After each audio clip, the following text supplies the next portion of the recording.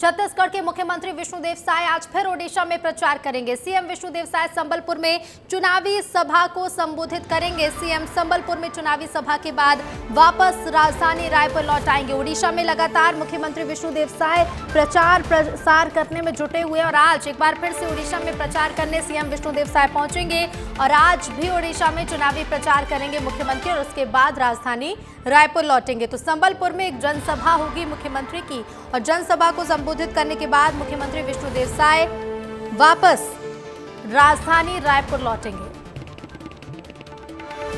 तो लगातार ओडिशा में मुख्यमंत्री विष्णुदेव साय का चुनावी प्रचार जारी है। आपको बता दें छत्तीसगढ़ बीजेपी के नेता लगातार अब छत्तीसगढ़ में चुनाव संपन्न होने के बाद ओडिशा में चुनावी प्रचार की कमान संभाले हुए हैं। Deputy CM Vijay Sharma, deputy CM Arun Sao भी कई बार प्रचार करने जा चुके हैं। इसके साथ ही मुख्यमंत्री के भी लगातार दौरे ओडिशा में हो रहे हैं, जहां चुनावी जनसभाओं को संबोधित करते हुए मुख्यमंत्री नजर आ रहे हैं। ओडिशा में आज फिर एक बार पहुंचने वाले हैं मुख्यमंत्री और संबलपुर में आज चुनावी जनसभा को संबोधित करेंगे सीएम विष्णुदेव साय और उसके बाद राजधानी रायपुर लौटेंगे। तो ओडिशा में प्रचार करते मुख्यमंत्री विष्णुदेव साय एक बार फिर से नजर आएंगे। संबलपुर में चुनावी सभा को संबोधित करेंगे। तो सभा के बाद राजधानी रायपुर लौटेंगे मुख्यमंत्री और संबलपुर में चुनावी सभा को संबोधित करेंगे। सभा के बाद सीएम विष्णुदेव साय राजधानी रायपुर लौटेंगे। ओडिशा में प्रचार लगातार जारी है बीजेपी का और बीजेपी प्रत्याशियों के पक्ष में लगातार चुनावी सभाएं भी हो रही हैं। लगातार चुनावी सभाओं के साथ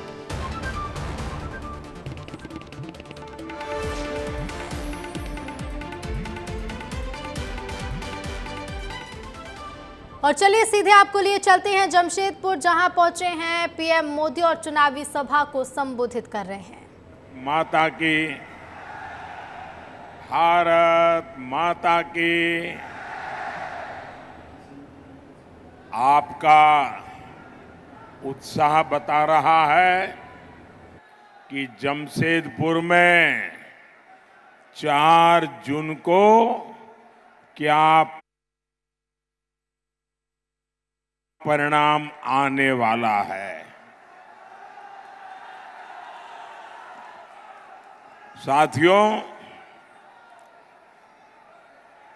मैं बहुत सालों तक भारतीय जनता पार्टी के संगठन का काम करता था और कोई मुझे कहे कि चुनावी रैली है सुबह 10-11 बजे रख लो, तो मैं हाथ जोड़ के कहता था नहीं जी 11 बजे कौन आएगा, ऐसा करो 1 बजे 2 बजे रख लो। मैं जानता हूं 10-11 बजे इतनी बड़ी रैली करना लोहे के चने चबाने वाला काम होता है, लेकिन आज सुबह सुबह जमशेदपुर में इतनी बड़ी जनमेदनी, ये अपने आप में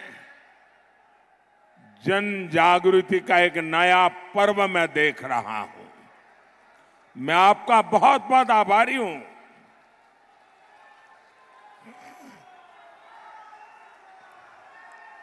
साथियों, लोकसभा चुनाव देश के भविष्य को सशक्त बनाना, मजबूत बनाना, वर्तमान पीढ़ी और आने वाली पीढ़ियों का भी उज्जवल भविष्य निश्चित करने का ये चुनाव है। मेरे प्यारे भाई बहन, ये देश का भविष्य कैसे तय होगा? मैं आपसे पूछता हूं, चुनाव में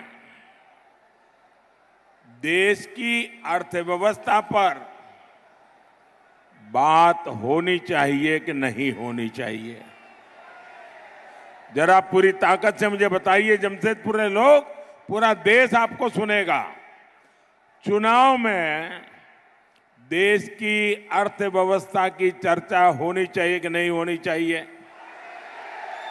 चुनाव में उद्योगों, लघु उद्योगों की बात होनी चाहिए कि नहीं होनी चाहिए? साथियों,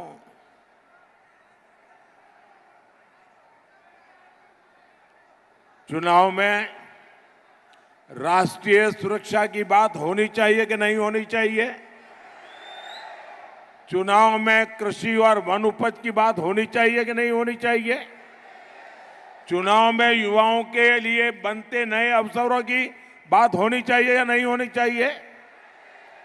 चुनाव में हाईवेज, एक्सप्रेसवेज और इंफ्रास्ट्रक्चर पर बात होनी चाहिए कि नहीं होनी चाहिए? लेकिन कांग्रेस वाले जामुमा वालों को इन सब से कोई मतलब ही नहीं है। इन्हें विकास का क ख ग ग भी मालूम नहीं है। और इनका तरीका क्या है? झूठ बोलो, जोर से बोलो, बार बार बोलो, इधर भी बोलो, उधर भी बोलो, खड़े खड़े बोलो, नाच नाच के बोलो, झूठी बोलो। और इनके मुद्दे क्या है? गरीब की संपत्ति का एक्सरे करेंगे, उसे छीनेंगे, एससी, एसटी, ओबीसी का आरक्षण छीनेंगे, मोदी जी को रोज नई नई गालियां देंगे। क्या इससे ज्यादा आगे ये सोच ही नहीं सकते क्या? इंडिया अलायंस वाले आपसे झूठ बोलते हैं। इनकी सच्चाई पूरा देश जान गया है, इसलिए पूरा हिंदुस्तान कह रहा है, फिर एक बार, फिर एक बार, फिर एक बार, फिर एक बार। साथियों, झारखंड जैसा राज्य खनिज संपदा में इतना अमीर है, इतना अमीर है, आप कल्पना नहीं कर सकते। लेकिन फिर भी यहां इतनी गरीबी क्यों है? दुर्भाग्य देखिए, आज झारखंड शब्द आपके कान पर पड़ेगा, झारखंड का नाम सुनते ही कौन सा दृश्य सामने आता है? एक ही दृश्य सामने आता है, नोटों के ढेर। तो आप सुन रहे थे पीएम मोदी को, जो लगातार बीजेपी के पक्ष में चुनावी प्रचार करते नजर आ रहे हैं। और पीएम मोदी के साथ साथ छत्तीसगढ़ के मुख्यमंत्री विष्णुदेव साय भी चुनावी प्रचार में जुटे हुए हैं। मुख्यमंत्री विष्णुदेव साय आज फिर से ओडिशा में प्रचार करेंगे। सीएम विष्णुदेव साय संबलपुर में चुनावी सभा को संबोधित करेंगे। सीएम संबलपुर में चुनावी सभा के बाद वापस राजधानी रायपुर लौट आएंगे। तो ओडिशा में संबलपुर में चुनावी सभा करेंगे और ओडिशा के संबलपुर सीधे आपको लिए चलेंगे, जहां से हमारे सहयोगी मृगेंद्र पांडे जुड़ गए हैं। मृगेंद्र, लगातार छत्तीसगढ़ के मुख्यमंत्री विष्णुदेव साय ओडिशा पहुंच रहे हैं। आज किस तरह से जनसभा होने वाली, क्या कुछ कार्यक्रम रहेगा? देखिए, मुख्यमंत्री विष्णुदेव साय संबलपुर के कुचिंदा में जनसभा करेंगे। यहाँ मिक्स पॉपुलेशन है, स्थानीय जो विधायक हैं वो बीजू जनता दल के हैं। उस लिहाज से विष्णुदेव साय की सभा को काफ़ी अहम माना जा रहा है। यहाँ से भाजपा कैंडिडेट धर्मेंद्र प्रधान हैं, जो केंद्र सरकार में मंत्री हैं। छठवें चरण में 6 सीटों पर मतदान होना है, जिसमें संबलपुर एक सीट है, इसके साथ ही पुरी है, कटक है, भुवनेश्वर है। तो इन सीटों पर बहुत ही महत्वपूर्ण मतदान है। और पुरी से, क्योंकि संबित पात्रा चुनाव में लड़ रहे हैं, तो ये 2 सीटें संबलपुर और पुरी दोनों महत्वपूर्ण हो जाती हैं। विष्णुदेव साय जो है थोड़ी देर में यहाँ पहुँचने वाले हैं कुचिंदा हाई स्कूल ग्राउंड में, उसके बाद वो सभा को संबोधित करेंगे। क्योंकि ये इलाका छत्तीसगढ़ से एकदम लगा हुआ है, संबलपुर का व्यापारिक जो संपर्क है वो रायपुर जैसे शहरों से है, इस लिहाज से विष्णुदेव साय की सभा को काफ़ी अहम माना जा रहा है। जी बिल्कुल, मृगेंद्र आपसे समझना चाहेंगे, संबलपुर आज मुख्यमंत्री पहुंचने वाले हैं, सीट का राजनीतिक इतिहास किस तरह से, अब तक इस सीट पर किसका सबसे ज्यादा कब्जा रहा है, क्या कुछ यहां पर समीकरण बनते हैं? देखिए, इस सीट पर लगातार बीजेपी की जीत होती रही है और ये सीट एक तरह से प्रो भाजपा है, क्योंकि विधानसभा चुनाव में भी आप देखेंगे तो संबलपुर की जो बाकी सीटें हैं उसमें बीजेपी का दबदबा है। वोट प्रतिशत के लिहाज से भी विधानसभा, जो पिछले विधानसभा और लोकसभा चुनाव हुए उसमें वोट प्रतिशत के लिहाज से भी बीजेपी बराबर है बीजू जनता दल के मुकाबले। तो कुल मिलाकर बीजेपी और बीजू जनता दल के बीच यहाँ मुकाबला है, मुख्य मुकाबला। कांग्रेस थोड़ी बहुत कुछ इलाकों में, कुछ पैचेस में संघर्ष करती नजर आ रही है, कुछ वोट काटती नजर आ रही है। हालांकि कांग्रेस का उस तरीके से जैसे जीत हार के फैक्टर होते हैं उस लिहाज से कांग्रेस यहाँ कमजोर है।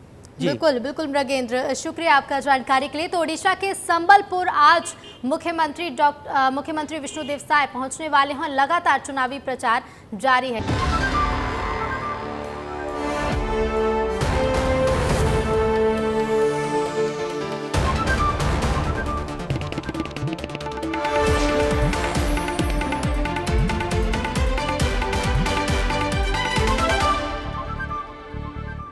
छत्तीसगढ़ के मुख्यमंत्री विष्णुदेव साय ने एक्स पर पोस्ट कर कांग्रेस पर निशाना साधा। सीएम ने प्रियंका गांधी को भी नसीहत दी। उन्होंने लिखा कि कांग्रेस को 70 सालों से झूठ बोलने की बीमारी है, इतनी आसानी से तो जाएगी नहीं। प्रियंका जी, झूठ फैलाने से फुर्सत मिल जाए तो आपकी कांग्रेस सरकार द्वारा छत्तीसगढ़ में किए गए 5000 करोड़ के चावल घोटाले पर भी 2 शब्द कह दें। आपकी अज्ञानता का फायदा उठाकर हर बार छत्तीसगढ़ कांग्रेस के नेता आप लोगों को बुद्धू बना देते हैं। पिछली बार कांग्रेसियों ने राहुल जी को कह दिया था कि कांग्रेस सरकार ने छत्तीसगढ़ के हर जिले में फूड पार्क बना दिया। उस झूठ का जवाब छत्तीसगढ़ की जनता ने आपकी पार्टी को रसातल में पहुंचा कर दे दिया और इस बार राशन के मामले में फिर आपकी पार्टी ने आपको बेवकूफ बना दिया। कोई बयान देने से पहले थोड़ा पढ़ लिख लीजिए और थोड़ा होमवर्क कर बयान देंगे तो बार बार फजीहत नहीं होगी। तो सीएम विष्णुदेव साय का ये पोस्ट, जिसके जरिए उन्होंने कांग्रेस पर जमकर निशाना साधा है, प्रियंका गांधी को भी नसीहत दी है इस पोस्ट के जरिए मुख्यमंत्री ने। तो छत्तीसगढ़ के मुख्यमंत्री विष्णुदेव साय, जिन्होंने सोशल मीडिया एक्स पर ये लिखा और इसके जरिए उन्होंने कांग्रेस पर निशाना साधते हुए प्रियंका गांधी को नसीहत दी।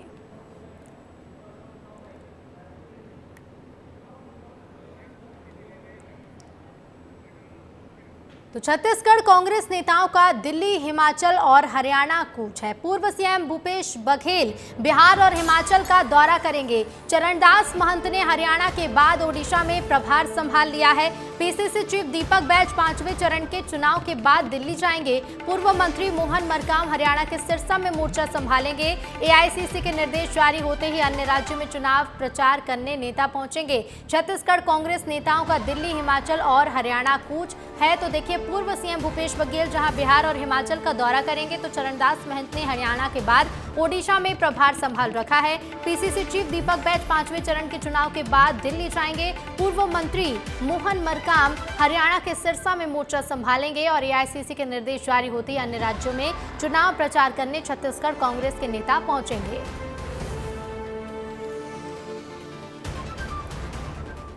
और चलिए आगे बढ़ेंगे। अगली खबर अब रायगढ़ से है, जहां बीती रात सड़क हादसे में बाइक सवार 3 लोगों की मौत हो गई। हादसा रायगढ़ जिले के लैलूंगा थाना क्षेत्र में हुआ है। बताया जा रहा है कि कर्राहन पुल के पास बाइक पेड़ से टकरा गई थी। तीनों युवक शादी समारोह में शामिल होकर वापस लौट रहे थे और इसी दौरान हादसे का शिकार हुए। बाइक सवार 3 लोगों ने अपनी जान गंवा दी इस हादसे में। तो रायगढ़ से यह हादसे की खबर सामने आई है। और रायगढ़ के बाद अब खबर है राजिम से, जहां बांध में डूबने से युवक की दर्दनाक मौत हो गई। युवक मछली पकड़ने बांध में उतरा था, जिसे कई घंटे के रेस्क्यू के बाद पुलिस ने बांध से शव को बाहर निकाला। मृतक का नाम रवि राय है, जो माना रायपुर का रहने वाला बताया जा रहा है। तो दर्दनाक मौत हो गई युवक की। घटना की जांच में पुलिस जुटी हुई है। तो वहीं युवक के शव को बरामद भी कर लिया गया है। और अब आपको छत्तीसगढ़ बोर्ड से जुड़ी बड़ी खबर बता रहे। रीटोटलिंग के लिए आवेदन की प्रक्रिया जारी है। 24 मई तक रिजल्ट से नाखुश छात्र आवेदन कर सकते हैं। छत्तीसगढ़ बोर्ड में पुनर्मूल्यांकन में 10% नंबर बढ़ेंगे और तभी रिजल्ट चेंज होगा। पिछले दिनों सीजी बोर्ड के रिजल्ट जारी किए गए थे। सीजी बोर्ड से जुड़ी ये बड़ी खबर आपको बता रहे हैं। रिटोटलिंग के लिए आवेदन की प्रक्रिया जारी है। 24 मई तक रिजल्ट से नाखुश छात्र आवेदन कर सकते हैं। छत्तीसगढ़ बोर्ड में पुनर्मूल्यांकन में 10% नंबर बढ़ेंगे तभी रिजल्ट चेंज होगा। पिछले दिनों छत्तीसगढ़ बोर्ड के रिजल्ट जारी किए गए थे और 24 मई तक आवेदन की प्रक्रिया जारी रहेगी। रिटोटलिंग के लिए आवेदन की प्रक्रिया जारी है। जो छात्र अपने रिजल्ट से नाखुश हैं, रिटोटलिंग कराना चाहते हैं, वो आवेदन कर सकते हैं। तो छत्तीसगढ़ बोर्ड परीक्षाओं के छात्रों के लिए ये अच्छी खबर है। रीटोटलिंग की प्रक्रिया शुरू हो चुकी है। 24 मई तक रीटोटलिंग के लिए छात्र आवेदन कर सकते हैं। पिछले दिनों छत्तीसगढ़ बोर्ड के रिजल्ट जारी हुए थे और रिजल्ट से नाखुश छात्र रीटोटलिंग करा सकते हैं।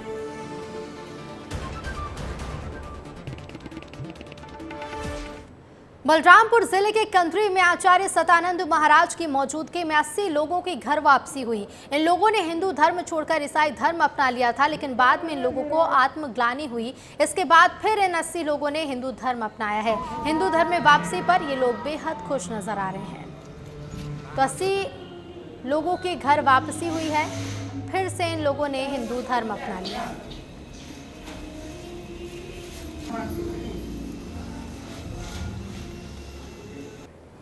तो आपको बता दें, इन लोगों ने ईसाई धर्म अपना लिया था और अब ईसाई धर्म से वापस हिंदू धर्म में ये लोग शामिल हुए हैं। और खबर अब कोरबा से है, जहां के कटघोरा थाना क्षेत्र के कसानिया में दुकान का ताला तोड़कर चोरों ने सोने चांदी के जेवरात पर हाथ साफ कर दिया। चोर दुकान से लाखों का माल लेकर फरार हो गए। अब पुलिस इस मामले की जांच कर रही है। पुलिस सीसीटीवी की मदद से चोरों तक पहुंचने की कोशिश कर रही है। तो सोने चांदी के जेवरात चोरी हुए हैं, वहीं पुलिस इस मामले की जांच में जुटी है। नक्सल प्रभावित बस्तर में नक्सली हर पल अपने काम करने के तौर तरीके बदल रहे हैं ताकि सुरक्षा बलों को चकमा दे सके।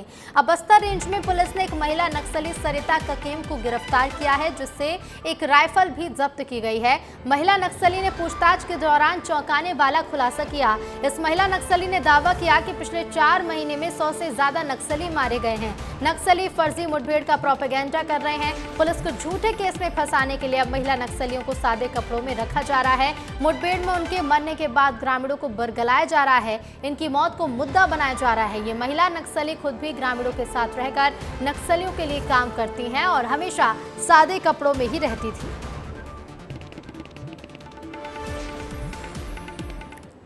छत्तीसगढ़ में इन दिनों पोस्टर और कार्टून को लेकर लगातार चर्चा हो रही है। बीजेपी लगातार पोस्टर जारी कर कांग्रेस पर हमलावर है।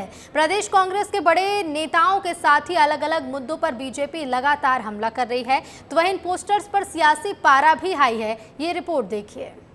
विधानसभा चुनाव के बाद छत्तीसगढ़ में पोस्टर वॉर जोरों पर है। बीजेपी लोकसभा चुनाव में लगातार पोस्टर जारी कर सोशल मीडिया में शेयर करती रही। प्रदेश के कई बड़े बड़े नेताओं पर तंज कसा गया, तो वहीं कांग्रेस पर भी जमकर हमला बोला गया।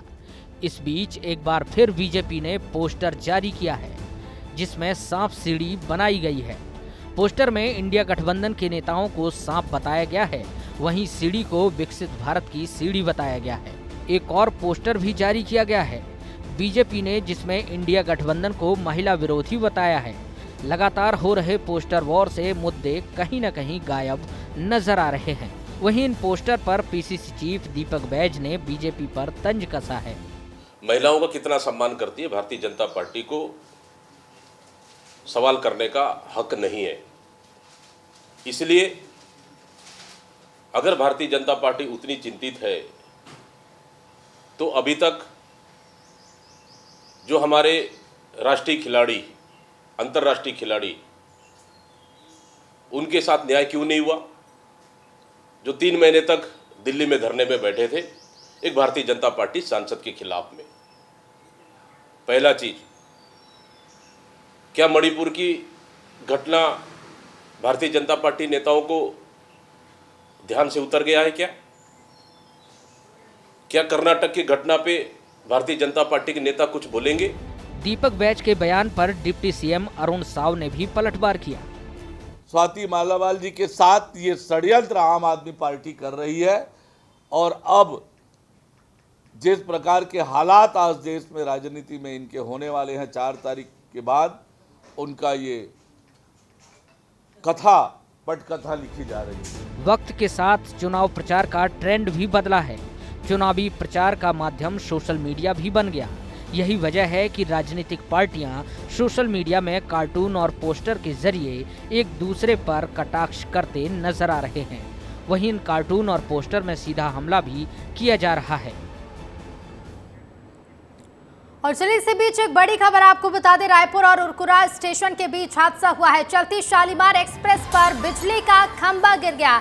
ट्रेन कोलकाता से रायपुर की तरफ आ रही थी। एक बच्चा समेत 3 यात्रियों को गंभीर चोट आई है। इलाज के लिए घायलों को अस्पताल रेफर किया गया है। बड़ी खबर आपको बता दें, कोलकाता से रायपुर आ रही थी ट्रेन। रायपुर और उरकुरा स्टेशन के बीच ये बड़ा हादसा हुआ। चलती शालीमार एक्सप्रेस पर बिजली का खंभा गिरा। कोलकाता से ये ट्रेन रायपुर की ओर आ रही थी। इस हादसे में एक बच्चा समेत 3 यात्रियों को गंभीर चोट आई है। इलाज के लिए घायलों को अस्पताल भर्ती करा दिया गया है।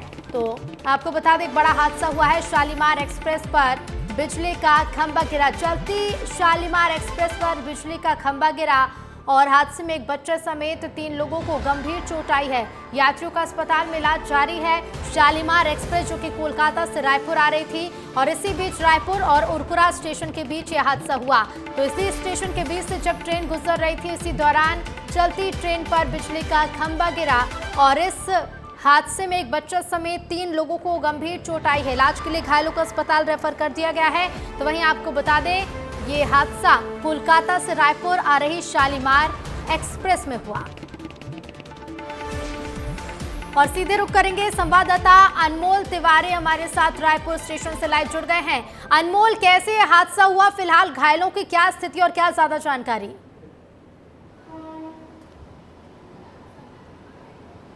देखिए रितु, मैं फिलहाल रायपुर रेलवे स्टेशन पर आ गया हूं और जानकारी के मुताबिक ट्रेन जो है कोलकाता से आ रही थी रायपुर रेलवे स्टेशन और इसी के बीच एक स्टेशन पड़ता है उरकुरा, वहीं पर जो है ये हादसा हुआ है और लगभग जो है इसमें 4 लोगों को गंभीर चोटें आई है, जिसमें एक मासूम बच्चा भी शामिल है। और देखिए ये जो हादसा हुआ है, बिजली का खंभा जो लगा रहता है रेलवे, आप देखी होंगी कि जो रेलवे ट्रैक बनाया रहता है उसके अगल बगल जो है बिजली का बड़ा बड़ा खंभा होता है। यही वो बिजली का खंभा जो है ट्रेन के ऊपर अचानक चलती ट्रेन पर गिर गया और ये जो है हादसा हो गया। आप देखिए कि मैं रायपुर रेलवे स्टेशन पर हूँ। देखते हैं कि अगर ये ट्रेन अगर खड़ी होगी यहाँ पर तो कोशिश रहेगी।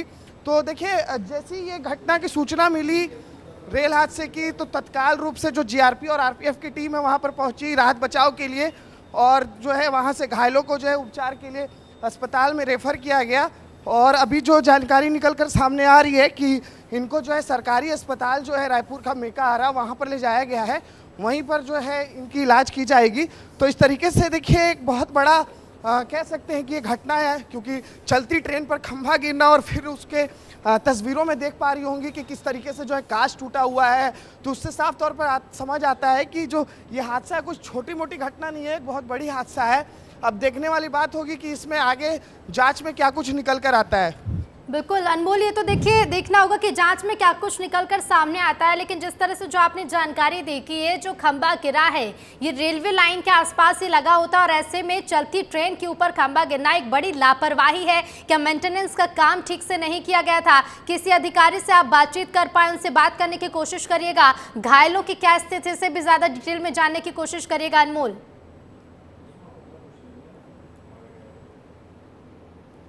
जी देखिए रितु, अभी तक फिलहाल तो कोई आधिकारिक इस पर बयान सामने नहीं आया है, लेकिन ऐसा देखकर जिस तरीके से ये घटना निकल कर आया है तो इससे कहा जा सकता है कि ये एक लापरवाही मानी जा सकती है, क्योंकि एक चलती ट्रेन में अगर एक खंभा गिर जाए और उसमें जो है एक आप समझिए कि एक बोगी में लगभग 70 से 80 लोग सवार रहते हैं और लगभग ये जो खंभा गिरा है इससे लगभग 3 से 4 बोगी जो है इम्पैक्ट पड़ा है, उस पर प्रभाव पड़ा है। जो थर्ड एसी का डिब्बा होता है, साथ ही जो स्लीपर का डिब्बा होता है। बिल्कुल बिल्कुल अनमोल, आप बातचीत करने की कोशिश करेगा अधिकारियों से और जानेगा कि आखिर इतनी बड़ी लापरवाही क्यों हुई। फिलहाल शुक्रिया अनमोल आपका जानकारी के लिए। तो एक बड़ा हादसा, कोलकाता से रायपुर आ रही थी ये ट्रेन और इसी बीच ये ट्रेन हादसा हुआ, खंभा गिरा ट्रेन के ऊपर, कुछ यात्री घायल हुए जिनका इलाज जारी है। चलिए इसी के साथ इस बुलेटिन में फिलहाल इतना ही। देखते रहिए विस्तार न्यूज़। नमस्कार।